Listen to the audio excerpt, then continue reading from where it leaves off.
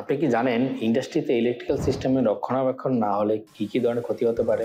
আমরা কিন্তু ইলেকট্রিক্যাল নিয়ে সাধারণত কমই ভাবি।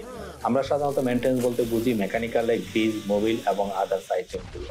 বাট ইলেকট্রিক্যালও যে সঠিক সময়ে সঠিকভাবে যে কন্ট্রোলিং করতে হয়, সঠিকভাবে মেনটেন্যান্স করতে হয়, এটা কিন্তু আমরা অনেকেই জানি না।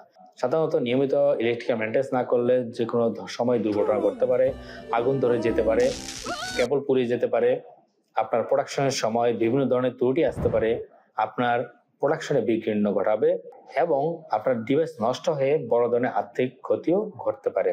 আজ আমরা ইলেকট্রিক্যাল মেইনটেনেন্স নিয়ে একটু বিস্তারিত আলোচনা করার চেষ্টা করব। ইন্ডাস্ট্রিয়াল ইলেকট্রিক্যাল সিস্টেমটা কি?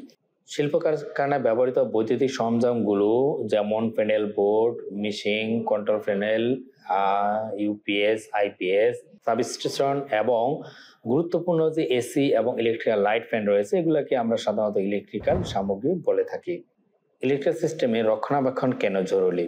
শর্ট সার্কিট এবং আগুন লাগা ঝুঁকি থেকে বাঁচার জন্য, মেশিনের উৎপাদন বৃদ্ধি এবং চলন্ত অবস্থায় বিভিন্ন ধরনের ত্রুটি থেকে মুক্তি থাকার জন্য, বিদ্যুতের অতিরিক্ত অপচয় রোধ করা থেকে বাঁচা, বিদ্যুৎ থেকে সৃষ্টি অনাকাঙ্ক্ষিত ঘটনা, মানুষের জীবন রক্ষা থেকে বাঁচার। ইন্ডাস্ট্রিয়াল সিস্টেমে কিছু ধাপ রয়েছে মেনটেন্যান্স করার জন্য, যেগুলো সাধারণত আমরা বিভিন্ন ধাপে করে থাকি। পর্যবেক্ষণ বা ইন্সপেকশন। সাধারণত আমরা কোনো মেশিনে যদি আমরা মেনটেন্যান্স করতে যাই, সেখানে প্রথমে আমাদের কাজটি হলো ইন্সপেকশন করা।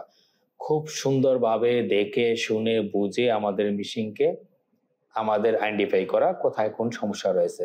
2 হলো প্রত্যেক সুন্দরভাবে পরিষ্কার করা, যাতে করে ইলেকট্রিক্যাল ডিভাইসগুলোতে ঠান্ডা থাকে এবং বাতাস খুব সুন্দরভাবে পরিচালনা করতে পারে। বিভিন্ন রকম মাল্টিমিটার এবং বিভিন্ন ধরনের মিটার দিয়ে আমরা সাধারণত টেস্ট করে দেখবো যে আমাদের কোনো ডিভাইস ক্ষতি আছে কিনা এবং কোন ইলেকট্রিক সিস্টেমে সমস্যা আছে কিনা। লাস্ট হলো আমরা এগুলো ডকুমেন্টেশন করে রাখবো। যদি কোনো সমস্যা থাকে সেগুলো আমরা চেঞ্জ করে দেবো এবং আমরা রিপেয়ার করব। পাশাপাশি আমরা ডকুমেন্টেশন করব যে কবে, কখন, কোন সময় আমরা এই ইলেকট্রিক সিস্টেমে মেইনটেনেন্স করেছি। পাশাপাশি আমরা ভোল্টেজ এবং এম্পিয়ারও লিপিবদ্ধ করব। ইলেকট্রিক সিস্টেম মেইনটেনেন্সের জন্য আরেকটি গুরুত্বপূর্ণ হলো সেফটি।